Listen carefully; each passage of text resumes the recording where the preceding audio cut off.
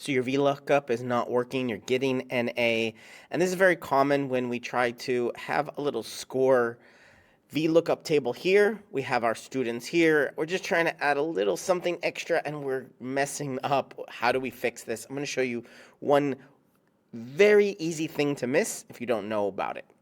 So we put into our VLOOKUP formula that we're looking at the grade.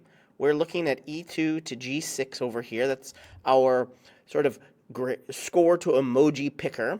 We have the range correct. We're saying, hey, look at the second column.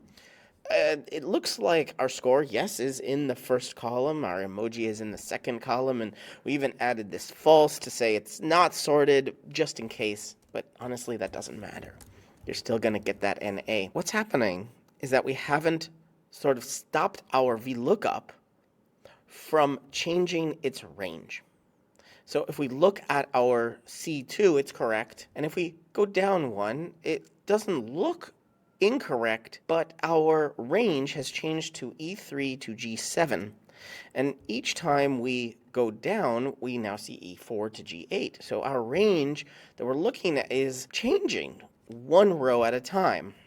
So I'm going to show you how to fix this very quickly. Go up to C2. This is our correct range, and we want that range to stay the same for the entire duration as we copy and paste it. In front of the E, add a $sign. In front of the 2, add a $sign. In front of the G, add a $sign. And you guessed it, in front of the 6, add a $sign. Now, as we copy and paste, this E2G6 is staying the same.